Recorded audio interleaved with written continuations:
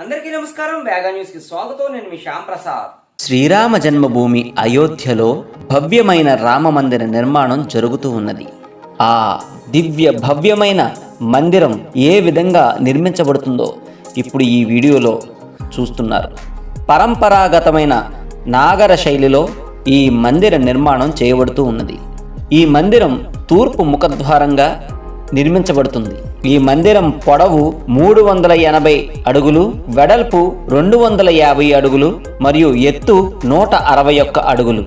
3 అంతస్తుల ఈ మందిరం ఒక్కో అంతస్తు 20 అడుగుల ఎత్తు, మొత్తం 392 స్తంభాలు, 44 ద్వారాలు కలిగి ఉంటుంది. క్రింది అంతస్తులో గల గర్భగుడిలో భగవాన్ బాలరాముని శ్రీరామ్లాలా విగ్రహం ప్రతిష్ఠించబడుతుంది. మొదటి అంతస్తు గర్భగుడిలో శ్రీరామ దర్బారు ఉంటుంది. సీత, రామ, లక్ష్మణ, భరత, శత్రుఘ్న, హనుమత్ సమేత విగ్రహాలు అవి. మొత్తం 5 మండపాలు ఉంటాయి. అవి నృత్య మండపం, రంగమండపం, స్తంభ మండపం, ప్రార్థనా మండపం, సంగీత మండపం, ఇలా మొత్తం 5 మండపాలతో ఈ ఆలయం రూపుదిద్దుకుంటుంది.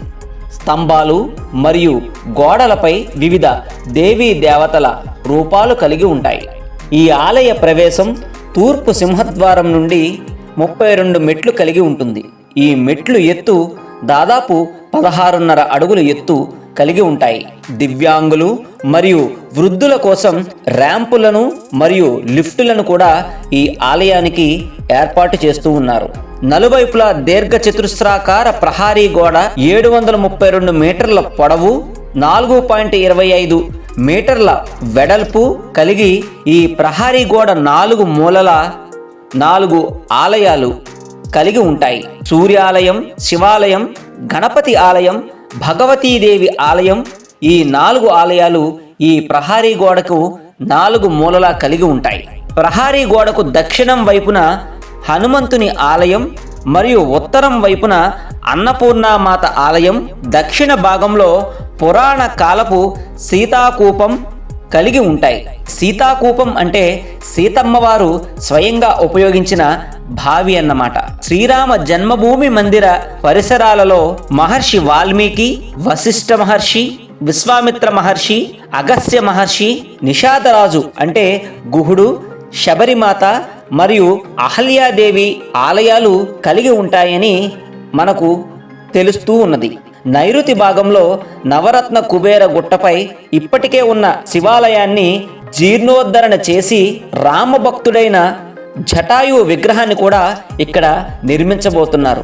యావత్ హిందూ ప్రపంచానికి తలమానికగా మన హిందువుల ఆరాధ్య దైవమైనటువంటి ఆ శ్రీరాముడి భవ్య దివ్య మందిరం పవిత్రమైన రోజు కలియుగాబ్ది 5125 పుష్య శుక్ల ద్వాదశి సోమవారం, శాలివాహన శకం 2024 సంవత్సరం జనవరి 22వ తేదీన అయోధ్య శ్రీ రామ జన్మభూమిలో నిర్మిస్తున్న నూతన మందిరంలో క్రింది అంతస్తు గ్రౌండ్ ఫ్లోర్లో ఏర్పాటు చేసిన గర్భగుడిలో బాలరాముని నూతన విగ్రహ ప్రాణ ప్రతిష్ఠ జరగబోతూ ఉన్నది.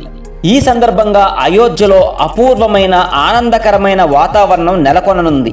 మీరు కూడా ప్రతిష్టాపన రోజున ఆ ప్రతిష్ట శుభముహూర్తం సమయానికి మీకు దగ్గరలో ఉన్న ఏ రామాలయానికైనా చేరుకుని ఆనాడు అయోధ్య రాముడు జన్మించాడు అని తెలిసినప్పుడు ఆనాటి అయోధ్య ప్రజలు ఏ రకంగా అయితే ఊరు వాడ వీధి సంబరాలు జరుపుకున్నారో, తమ ఇంట పండగ వాతావరణాన్ని ఏర్పాటు చేసుకుని ఎంత ఆనందంగా భక్తి పారవశ్యంతో ఆ రామనామ జపం చేశారో, అదేవిధంగా ఈ భవ్యమైన రామ మందిర గర్భాలయంలో బాలరాముని విగ్రహ ప్రతిష్టాపన జరుగు శుభముహూర్తంలో శంఖానాదం, ఘంటానాదం మొదలైనటువంటి నాదాలు చేస్తూ స్వామికి దివ్యమైన మంగళ హారతులు పడుతూ ఆ శ్రీరామనామ జపం చేస్తారని ఆశిస్తూ మీ అందరి కోసం ఈరోజు ఈ వేగా న్యూస్ మీకు ఈ దివ్యమైన భవ్యమైన రామ మందిర నిర్మాణ శైలి ఎలా ఉండబోతుందో అనే దానిపై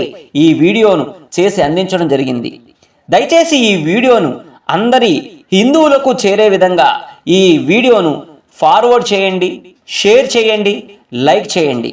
జై శ్రీరామ్, జై శ్రీరామ్, జై శ్రీరామ్.